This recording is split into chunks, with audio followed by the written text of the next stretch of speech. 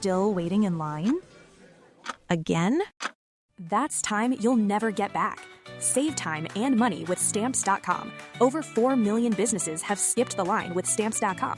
Join them to save up to 90% off carrier rates from your computer or phone right now. Print postage for certified mail, registered mail, and packages in seconds. Then schedule a pickup right from your home or office. For a limited time, go to Stamps.com and use code PODCAST for a free welcome gift. Taxes and fees apply. If your fashion wish list lives rent-free in your brain, you need to be on Poshmark. With Poshmark, you're shopping millions of listings from thousands of closets, each curated by someone with their own style. Vintage finds, designer pieces, and everyday staples all in one place. Search for your favorites or let the discovery come to you. Poshmark makes it easy to find what you actually want to wear at prices that feel like a quiet win. Download the Poshmark app today and use code PODCAST10 when you sign up to get $10 off your first purchase.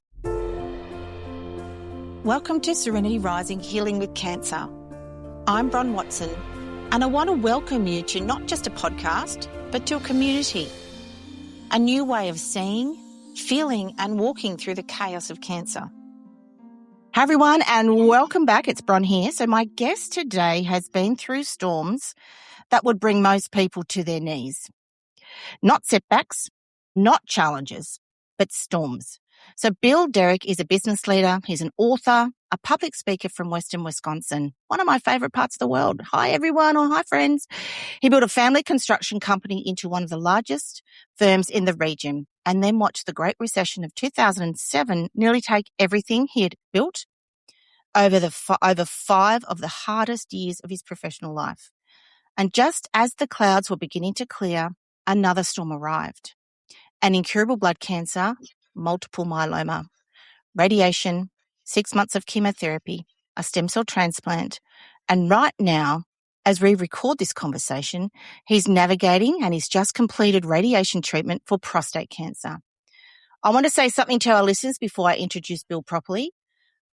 Multiple myeloma is my diagnosis. So I don't want to say that to make this about me, but I am just so honored, Bill, to have you here. And that was something of listening and finding out about you that I didn't take lightly. So Bill is the author of Restored by the Storm, Navigating Through Life's Unexpected Challenges. He's married to Jeannie. Is that correct? Jeannie? Great. I got it right. 45 years and the grandfather of 7 amazing, beautiful grandchildren. And he has a gift, the ability to see the blessings hidden in the hardest seasons and to share that in a way that actually lands. Bill, welcome to Serenity Rising. I can't believe I have a fellow multiple myeloma person on my podcast. First time ever. Yeah, we're in the same club, huh, Bron? We're in a it's club. Great. We didn't ask for this club. It's great to be with you. You know, I really look forward to sharing a few things that your listeners, will find really not only interesting, but very helpful as they go through their lives and their own storms. Yeah, and I love that. So for me, I shouldn't say I'm excited, but I'm really excited to be able to share this with you and to talk through the storms because, multiple myeloma is huge, as we know. But on top of that, you've now got the curable aim of prostate cancer. So like me, my doctor calls me rare, and I don't know if it's a compliment, Bill, to be honest. But anyway, let's get started. So the first thing I wanted to talk to you about actually was, what are the top 3 things you'd want someone in the middle of a storm to hear? I don't want to hear about the polished version, to be honest. I'd like to hear what you wish someone had said to you, and you're still in it too. So what do you wish someone had said to you? Yeah, you know what? I try to be direct and simple about these things, not, like you said, polished and rehearsed. I think the first thing that I like to tell people is the storm will end. And I know that people say, well, when you're in one of those, storms that, drive you to your knees, pull the rug out from under you type storms, they go on, and you think they're never going to end. And you think that this is the rest of my life. It's not. The storm will end. And you need to have that attitude about that. It's a journey, and don't see it as an ending. It's a journey. Yeah. So it will end. That's one thing. Next one again, let's keep it simple, Bron. Don't quit. Quitting is not an option. And I'm not sure if that's an original, I know it's not an original thought, but I was coaxed into saying that at one time. And that was in the middle of our business storm when, again, I said to this friend, another businessman, the hardest thing is not knowing when this is going to end and how it's going to end. Yeah. And he said, well, you can determine that right now if you want. And I go, how? He said, just quit. And he got the reaction that he was looking for. I said, no, quitting's not an option. And all of a sudden I heard that and I go, well, of course it isn't. So quit worrying about, if it's going to end, how and all that. And every day be determined that you're going to do something, somehow, some way to get through the storm. And last of all, boy, I got a few thoughts going on here, but I think the one I really want to get across is keep your sense of gratitude. Zig Ziglar used to always say an attitude of gratitude. Yeah. And if you're grateful, be grateful for what you have and where you're at and what your health is. You can always find, and I know, Bron, you've had the same experience. No matter what you're going through, you can always find someone that's worse off than you. And just be grateful. And if you spend your time being grateful for what you have, and it may be simple at the time, but just be grateful, don't spend your time being envious of others, because that's not going to help you. No. So those are the three things that I think are important. I could go on and probably give you 6, 7, 8, 9, 10 items, but I know if and when I was going through these types of storms, if somebody would have said, Bill, you know what a lot of people say? They say, you'll be stronger because of this, or you'll be better because of this. When you're going through the storm, that doesn't make any sense to me. It doesn't land well. Yeah, it doesn't. It doesn't. It doesn't. No. So anyway, those are three things that I would share right off the bat.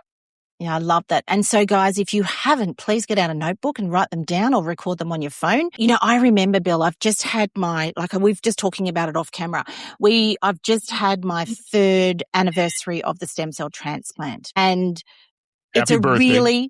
Thank you. They call it rebirth. I hate that name, but it's just, I really want to acknowledge it because we want to acknowledge the science. But as I was looking through my phone and looking at the photos, I'd recorded the sunrise on the morning of the 12th and 13th of July when that transplant was to take place.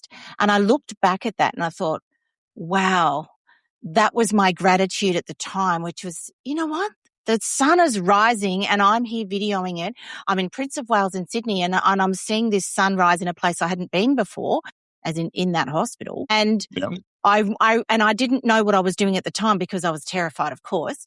And that's what you're saying. It doesn't have to be the gratitude of, oh my goodness, thank you so much. But it's literally the gratitude in the moment of that I was still there to watch that sunrise.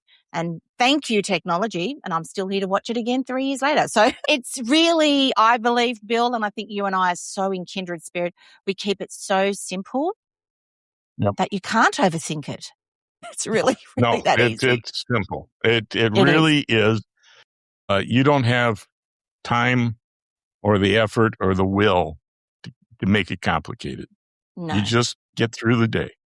Yep. So my next question here is that the Great Recession that, as business owners, I wasn't a business owner back then, but my goodness, I knew about it. The recession, then myeloma, and now prostate cancer. So you haven't had all the storms one at a time, but as you've just said, a storm will pass. What does it actually do to a person or to a family, to Jeannie, to your family, to your kids when the storms stack? They've stacked up. So what does it do? How has your family coped with all of that? Well, what you do is what we all do is we get around together in a room and we just say, do we want a pity party Or do you want to just say, hey, Dad, you got this? If it's my kids, my wife and I are very strong Christians. My wife is a prayer warrior. And not only is she that, but I'm just going to say, I can say this, she's the best caretaker that I believe a man could have. Oh, that is And so beautiful. She urged me, coaxed me through the time of treatment with multiple myeloma. My stem cell transplant was on July 18th of 2016, so I just celebrated my 10th. I still remember a lot from that. Happy birthday. Yeah, thank you. But before that, during the business storm, it was 5 years. Our business, our industry was like ground zero of the Great Recession. Our business was basically only 25% of what it was before the Great Recession. So just so that our listeners understand, do you mind sharing a little bit about the business so that they know what you're talking about here? Sure. Yeah, it's a family business started by my dad in 1967. We, as in three of us brothers and then one other gentleman, took it over in 1990 and grew it from there. And we were very successful. And it's a construction business. And we also buy and develop property for residential developments and commercial and industrial developments. We grew our business. We were able to kind of separate out the silos, if you will. Yeah. Which I'm not saying is a good business move to make, but for us, it worked because we all had our own responsibilities. Gotcha. And we all worked hard separately, but together in the same office, same thing. And we grew our business and we were in control. So, that's part of my initial story of my book is how I was in control. And then you weren't. Yeah, and then all of a sudden and then I you weren't. So I think that's the important thing. So take us back to the time. It's 25%. It literally crashed overnight, guys, as those of us who were there knew. And there would have been a lot of people involved, so I can imagine it would have been seriously tough. So did that storm, and it was a 5-year storm, so in my world, for our industry, it was. It's huge, right? How did you go back in history? The Great Recession ended in the fall of 2009. Well, not in our business. Our business went 2010, 2011, and finally some light at the end of the tunnel in 2012. And so it was, we went through that. It was not fun. And bankers who were my friends going into it were now my collection of debt people. And wow. How are you going to pay us back? Well, we aren't making any money. Can we put it off till tomorrow? No, I've got regulators that are on my back. You need to pay us off or we're going to foreclose on you or, stuff like that. And it would have been very hard. Yeah, Can you tell us about that story tough. You told me? Sorry to interrupt you there. Just tell me about that story about, that where I'm going to use the word quit. I think it's very relevant to everyone and so remember how we, in my world, in Serenity Project world, we call them adversity. So mine's got the medical, Bill, you've had the financial, you've had the medical again and the medical again. So tell us about, I want to go back to that time and what that was like when that person, you had that conversation about that you could not see the end. There was no end. Yeah. So, and as I said, it was a type of thing where, you're kind of in the middle of it. You didn't know at the time. I can kind of remember the year and, he actually referred me to the book Unbroken about the can't remember the guy's name, but from New York who was a POW in Japan, and they tried to break him, and he wasn't going to be broken. And that was his example. But he told me, he said, Bill, you can determine your ending right now. You can call up the banks and say, I quit. Give them back the land. Let them take your business. Let them sue you. You've got lawyers, they've got lawyers, and just be done with it. And the fact that he would even suggest that, but he was trying to get me to understand that quitting wasn't an option. And I've come to realize, Bron, that there's probably a lot of well-meaning entrepreneurs and business people and other walks of life that are trying to do something maybe different, maybe adding on to what they're doing, whatever. They're trying something new. And a lot of them come back a year or two later and say, well, I tried it, but I failed. Yeah. And my question is not to them personally, because everybody's got their own situation. Yeah. But my question is, how many of those people actually failed? Or maybe what happened was they just quit too soon. Because quite honestly, a lot of times success or the way out can be right through that door or right around that wall or something. And I took that time as a challenge to say, we're going to figure this thing out. We'd never gone through it before. I've always told people that as far as I was concerned, this was a once every 80-year situation. The last time was the Great Depression. That's right. And for our industry, it was our Great Depression. So we were going to figure this out. And that helped us to be creative. It helped me to be creative with some of the bankers. I'd say, how about if we do this? And sometimes they would look at me like, no, that's not what we do. And I go, why not? Why not? Yeah. And sometimes we come up with some deals that at least hold it off. But I think bottom line for us, Bron, and I think this is important, is that we are known as a company, the owners and the employees, the whole company, we're known as someone with high integrity. Yeah. And very good values. They know that we don't take lightly when we can't pay them off. They knew that. Yeah. And so it was up to us to show them a way to convince them that we were going to be worth more to them alive than dead, so to speak. And somehow we got through it.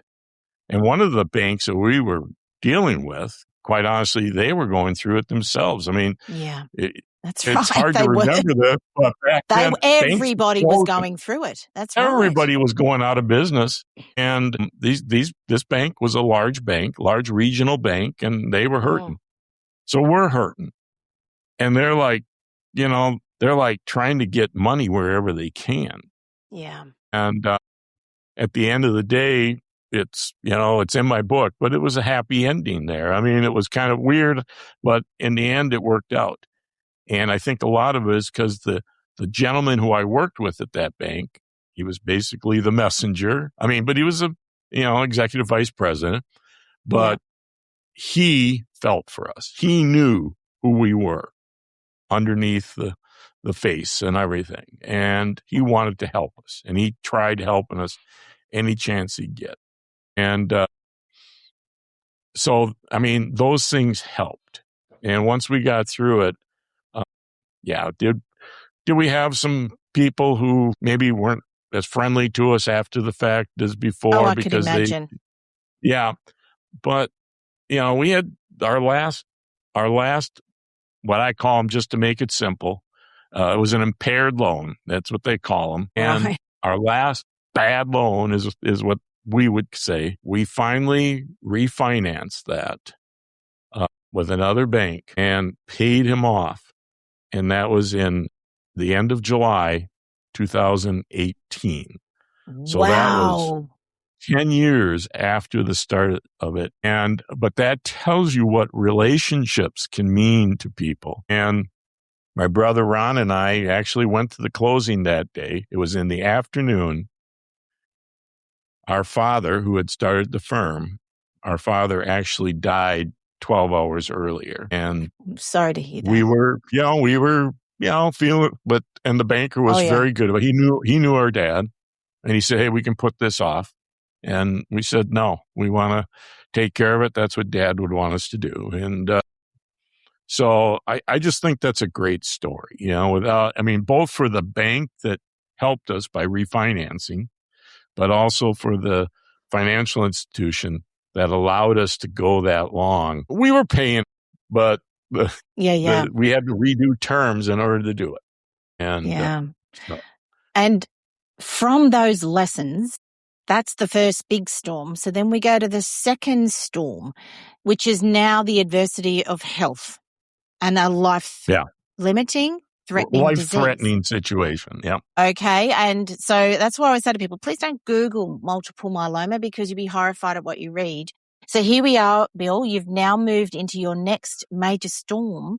Was there anything that you had learnt, like this is where I'm coming from, is in with adversity, it comes in all shapes and sizes. Like in my world, I call it the path of healing, and you're now into this next very major storm.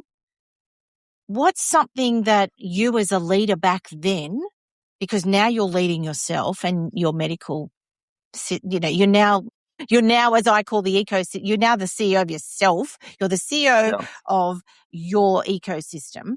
What's some of the skills or what's some of the lessons you'd already learned that you could have brought to this second major storm? Well, Bron, part of what the question that was still in my mind of as going through that, the Great Recession and what was going on, it was like, God, what's the purpose for me going through this? I'm not saying I blamed God or was saying that, God, why'd you do this to us? But it was kind of like, what am I supposed to get out of this?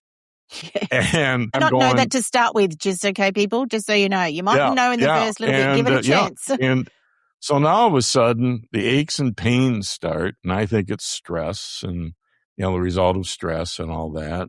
And then, a blood test for something else is taken and, high protein levels and you got to see a hematologist. And I asked the guy, the doctor, I said, so what are you telling me? I mean, do I have cancer? And he says, not up to me. You need to go see a hematologist. And he said, I've just warned you, most hematologists are usually in a cancer clinic. But anyway, at least here in the States they are. But so I went and did a bunch of tests and, those tests, some of them are very painful. And on Thanksgiving of 2013, our doctor, he called me at home. I told him to. Wow. He called me at home and he said, the tests are in, verified. You have multiple myeloma. We already had a meeting with him on Friday after Thanksgiving. And so that was set up, but he promised me he would call when he got the results. We met with him and he said, your reaction is not the typical reaction, neither myself or my wife. It's not the typical reaction we get when someone has just been told that they have a malignancy that could kill them. And I don't know what I said, quite honestly, but I will tell you, in recalling that time, I'm saying, you don't understand. I just went through 5 years with my business. And all of a sudden now I realize that I was being prepared. My heart, mind, soul, strength, everything. I was being prepared to just basically lay it on the line and say, I definitely not in control. I thought I still had a little bit of control left. I know now I am not in control. I can control my attitude, my effort. And the rest is I'm dependent on a bunch of other people at this point, not to mention God. Yeah. And so that was kind of my reaction.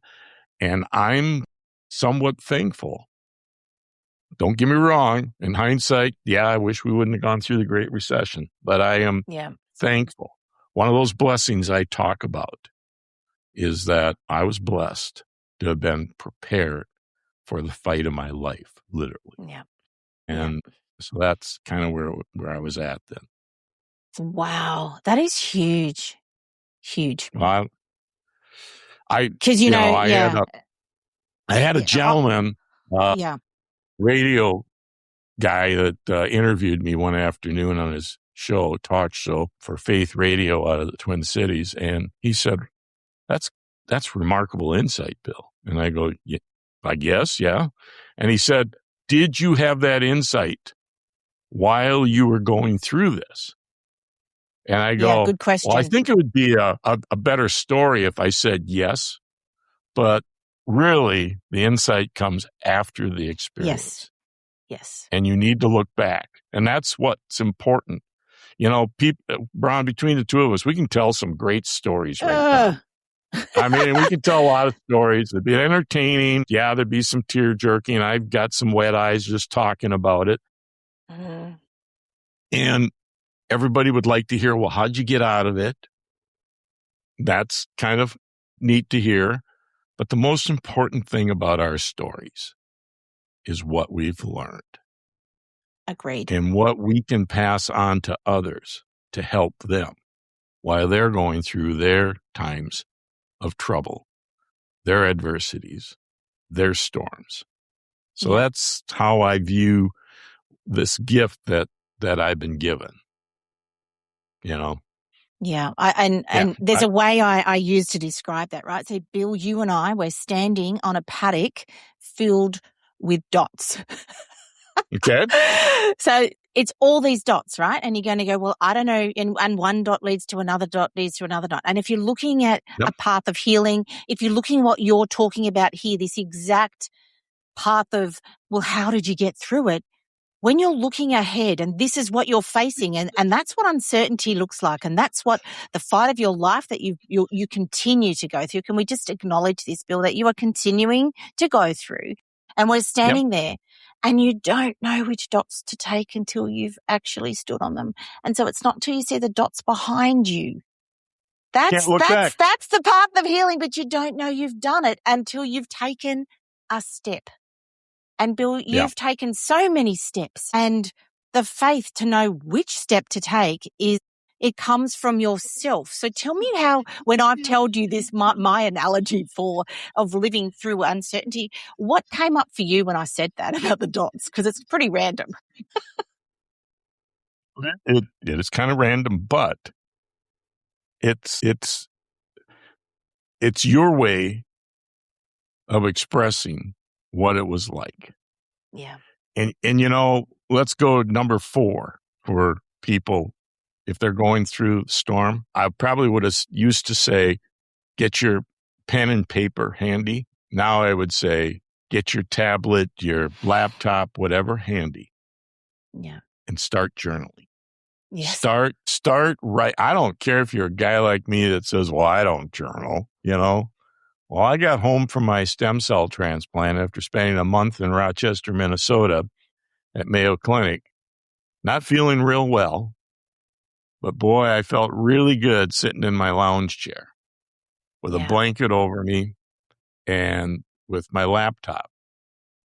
And I started a story, and it started out my journey through cancer. That's how it started. Wow. And all of a sudden I'm writing and I go, wow, that happened. Wow, I learned this. And all of a sudden I could see this.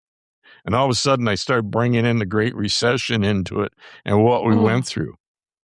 I started documenting that.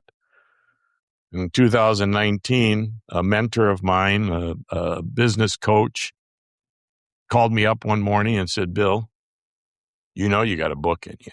Oh, I love it. And I said, I've always thought about that. And he said, well, I can help you with the resources you'll need to write it. And so that's kind of when it started. But I realized that all these experiences that we have in life, you can either forget about them and just move on to the next, or just take a moment and say, wait a minute, what did I learn from that? Because really a lot of, especially if you're an author of a nonfiction book, a lot of what you're writing is about experiences, about your experiences. And that to me, that was very important. And so that's why, And I also learned what was really important to me was to be vulnerable, to be honest and vulnerable. Yeah. Because no one wants to listen to a guy that gets up and talks like, yeah, I had this all figured out from the start. Let me tell you how I got through it, No, they want to, a lot of times Because that's not the truth, actually. It's not the truth. Because you didn't have it figured out. It's figured out, and that's the dots that you're figuring out as you're going along. Yep. Yeah. So it's just you're moving from one point to the next point. And sometimes, especially with cancer and cancer treatment, I don't know if it's easy to ask, but you want to almost ask, well, what's next after this? And good doctors, I think good doctors will say, don't worry about what's next. Yeah. Let's tackle this first. Yep. Let's tackle this and don't worry about what's next. And I think with some of these things, especially cancer, you and I talked about it. You can go on the internet now and you can read all sorts of things. Man, it'll scare you. I mean, I shouldn't be here today. Yeah, you should not. So, if you looked at statistics and that's research, the research is that Bill shouldn't be here. And Bill is here. When I was very much here. In 2013. Did they give you a diet? Did they? The I hate average to ask. life. Yeah, did they give you a prognosis? Like, were you asked if you wanted a prognosis, or were you given one at the time? They did not. Fantastic. They I allowed love me that. to kind of. Jeannie and I did some of our own research, and some of this stuff. It's like, well, you got a 50% or certain percentage to live this many years after, and all that. Yeah. I just wanted to know how long I was going to live. And the best we could find was the average life expectancy was 7 years. Yeah. And I told my doctor that, and he said, yeah, that's whatever. And I said, well, here's the deal. The only reason why I bring it up is because my brain knows what 7 years means. It's the top of the bell curve. And I said, there's a lot of room on the other side of that bell curve. And that tail almost goes on forever. Forever. So exactly. I'm willing to do whatever I can, whatever you need me to do. Jeannie is willing to do whatever she has to do. I just need you to do what you can do.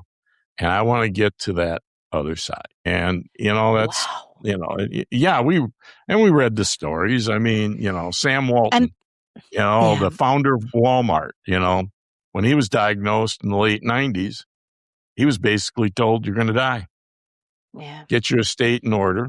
Can you imagine telling Sam Walton, get your state in order? And he died within a couple of years. I mean, they didn't have much then. If you or I would have been diagnosed with this 20 years ago, we probably wouldn't be talking right now. No, we wouldn't. And that's the thing. But I think from what I'm hearing here, and for someone who's in this space, what you've just said about the bell curve, and that's the thing with prognoses and numbers and research, is it's all based on statistics, right? You and I, we are not statistics. We are people. We're not statistics. So when we focus on the people, and yes, we're not playing Pollyannas and, rainbows and lollipops, but that your take on that bell curve, you got to get in the other side. That is the biggest takeaway I've heard in a very long time, Bill. And I want to say thank you for that, because for our listeners, I just want you to really acknowledge that you have no idea how important that is to be a thinker of that kind of understanding of these numbers. When you understand numbers, when you deal with numbers, all that in your life, I've got, the MBA in finance and all this, and I know the numbers. Well, I used to, but you don't have to know them all now. No, I don't have to know them now. You don't have to. You employ people for that. But no, it gave me something to shoot for. Instead of this cloud out in front of me of not knowing, well, what's going to happen when I step into that cloud? Well, no, I needed something to shoot for. I didn't know what was going to happen. But I'll tell you, I mean, right now they say the average duration of a stem cell transplant, they have enough now on record, I think they say is 54 months. So 4.5 years. Right. Well, I just celebrated my 10th anniversary. Yep. And I know plenty of people who have, guys. Yep. And when when I was diagnosed, my doctor would always say, and he speaks all over the world about multiple myeloma, he would say that I'm never going to use the word remission with a multiple myeloma patient. Well, now they use the word remission. They do. And, so things change. And so if you were just to read that snapshot in time where you were at back then and believe that to be true and never is going to change, what hope would you have? Well, you And, wouldn't. well, You know what you'd do? You'd probably do, which is what we spoke about before, you'd quit. And what happens Yep. when we quit? We Everything quit. will take over and you have just let go of the rope, Yeah. is my way of putting You've it. just, yeah. And so I tell people that I'm a walking, talking mirror, quite frankly. You know, I mean, and miracles when happen, people right? tell me I that believe God in doesn't work miracles. miracles anymore, I'm a miracle. You are a And- walking, talking miracle. And not only that, Yep. Bill, I want to thank you because you share your message across the world and you've written a book. Now, before we, because we are getting closer to time, but I wanted to talk about how has this impacted you, these storms, as a leader? Because not only you're a leader of yourself and a business with obviously a lot of people and a family, what have these storms taught you to be a better leader?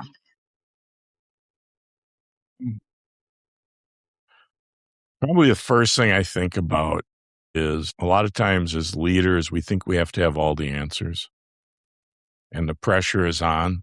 It's a pretty easy job when things are going well, but when they aren't going well and everybody looks to you to have the answers, it's tough. And I think good leaders have to realize not only don't they have to have all the answers all the time, but they don't have all the answers. They don't. Yeah. And I think that's important.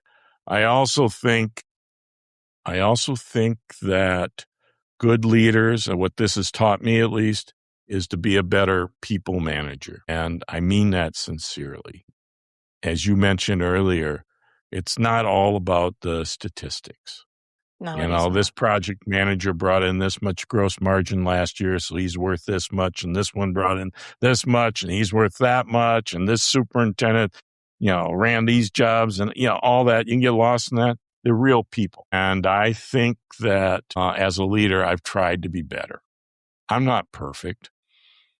Finally, a good leader, and I think I had to learn this. I mean, it was, not so much during the business recession, because all I was trying to do was, survive. myself and my brothers, we're just trying to get out of this. I mean, it's like, please, But with the cancer, all of a sudden I realized I can't do this myself anymore. I need help. And I will tell you another little blessing that happened was I told you I had my stem cell transplant on July of 2016. In early May, I was going through some pretty wicked chemo.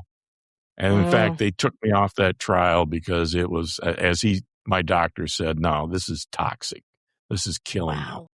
Wow. And so they stopped and we started doing some other tests and all this. But when this was happening in early May, I told my senior project manager at the time for the commercial company, I said, Mark, I can no longer manage this business the way I need to.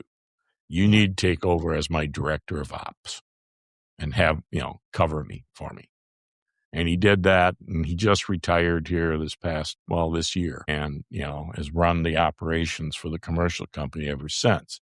Now, it forced me to have to depend on other people. And what good leaders have to do is they have to learn that eventually they need to have people to replace them. I'm in that process right now, transition with our company. I cannot leave unless I have confidence in the people that are on our leadership team right now, that they can take it from here and go forward.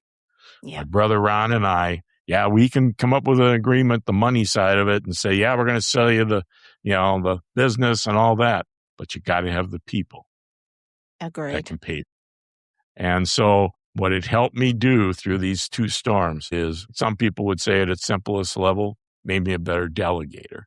But I would say it made me a better delegator because I had to learn trust people and not just say, I'm just going to do it myself. I can get it done quicker than teaching someone else. No, you have to, as a leader, you've got to be a good teacher. I love that. I loved it. And you know what? I want to move now on to the fact that you are now in your third storm. All right. So you're now in a storm where you've had a diagnosis of prostate cancer on top of the myeloma. And you're now weathering through that. You've finished radiation. So I want to check in and say, how did you feel, or how did you navigate another significant storm? Probably by taking it too lightly. I'm just being honest. Wow. Okay. You know? Yeah. I mean, heck, I've gone through all the treatments and stuff I went through with multiple myeloma. Can't get any worse than that. Well, what can be worse than that, you know? Yeah. And agreed. Yeah. So probably at first, I probably took it for granted. But then, and I think some of it was because of the doctors and nurses at the clinic I was at, the radiology clinic. Certainly a lot of it was my wife, who just said, I'm here. We're going to get you through this. And I'm going to, you know, I was kind of at first was like, get me through what, you know? And, but as time rolled on, it was get me through this. It was about just a hair over hour drive to the radiation clinic. And she started to say, hey, I'm going to drive. And I'd say, I'm fine. I'll drive. But after a while, I said, you want to drive? You know, and just to support and realize, you know, that when you understand this, you get on a radiation table and this big machine with all these arms on it and all that, and it all starts turning and you're going, all of a sudden you're going, gee, I hope somebody on the other side of that wall really knows what they're doing. Yeah. And, you know, but also at the same time, it gave me an opportunity also just to pause and say, hey, God, here I am again. Yeah. I'm not in control. I need to turn the keys to the vehicle over to you. And once again, take me where you want me to go. And that at its deepest level is I can say, now I'm not this perfect person and that, you know, and all that, but it gave me a chance to maybe, as I put in some of my texts and a couple of posts on social media, when I talked about this, I said, restored by the storm again. Wow. And that's just the way I feel, is that these storms have a way of, call it refreshing you, restoring you, blessing you. It's an opportunity for life to be put in, not so much a reset, but a little bit like that. And so I'm assuming at this point. Are you okay? I'm going to get blood drawn in another month or so, and they tell me this is what they expect. And I have no reason to not expect it. To doubt them. Let me just, I know we're up against it, but I got to tell you this. When I was with the oncologist, the radiation oncologist at the clinic, when I first met him, he said, yeah, I'm looking at your history here, Bill, your medical history and what you've gone through. And of course, it was a male clinic there too, so they had all the records. And he said, normally, Bill, when someone with your stage of prostate cancer, which was a low stage at this point, we caught it early, said, normally when someone comes to me with this stage, but they also are presenting themselves with multiple myeloma, I would stop and say, wait a minute, do we really want to go ahead with this? Let's take care of the greater beast here. And he said this. He said, normally my experience is that when someone has gone as long as you have in remission, where it hasn't come back yet, I would expect that it may not ever come back. Now, that wasn't an official prognosis, diagnosis, whatever, but wow, that was a way of telling me that you're in a good spot there. Let's take care of what needs to be taken care of right now. So, I love that. Well, thank you for sharing that. Now, before we run up, I want to hear more about your book. Tell me more about your book. The book is Restored by the Storm, Navigating Through Life's Unexpected Challenges. It took me 3 years to write. I wrote it kind of through the pandemic. I have no excuse for taking that long, other than maybe some procrastination, or because I am convinced that God kept me alive for a reason. Yeah. Maybe there was a part of me that thought he was keeping me alive to get my book finished. And I thought, well, let's just slow this process down, But it was published in October of 2024. I just had a lot of fun with it. I love that. I love it. It's not about selling books to me. I know, but what I want to know is, because it's not what people, when people write books, in my opinion, and I'm remembering I've been in marketing and I run my own marketing agency, have done for a very long time. I want to acknowledge you and I want to share that, because it's a storytelling process, which means Bill has a story to tell, and it's a big one. And so we want to shout that out, and I want to say congratulations, because it's a really big deal. So why wouldn't we want to share that? So I want to thank that. I also want to thank you for being on here today and sharing your wisdom of weathering and going through storms. Notice how we're talking about we're going through them, because sometimes you can't go around them, and your just your strength around letting go of control. Like, that's something that I know to be so important to becoming the best person you can be, so that no matter what, you're okay.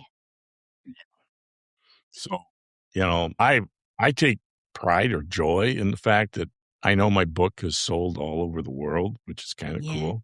I suspect it's probably going to sell a couple copies in Eastern Australia. Absolutely. Yeah. But not, again, because of the sales. The point. No, it's not. It's not. All write the book for a reason. And my reason is to get my message out to help other people. If anybody wants to get in touch with me, they can go to my website, BillDerrick.com. Pretty simple. And we'll have it all in the show notes. Yep. And they can contact me and say, Bill, I heard you, and you were on some podcast, and I heard you talk.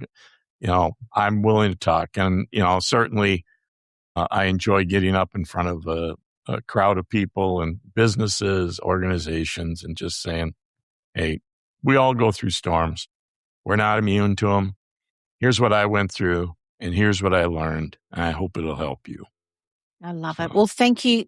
Thank you so much for being here today. And for all our listeners, I also want to thank you. I want to thank you for subscribing. We're in, I don't know how many countries, over 30 countries now. And so I just want to thank everyone. I want to thank you, Bill, and that we are sharing this message of what I call Serenity Rising. That's what it's called. That's why it's called Serenity Rising. But thank you, Bill. Thank our listeners. And if it's been valuable, please share it with someone who may need to hear this today. So thanks again, and we'll see you on the next episode. Thank you so much for joining me today. It's been great having you here. And what I would love you to do is leave a comment or ask a question using my fan link below this episode and on every episode that we post. I would love to hear your thoughts, your questions, and I'll get back to you. Have a great day, and bye for now.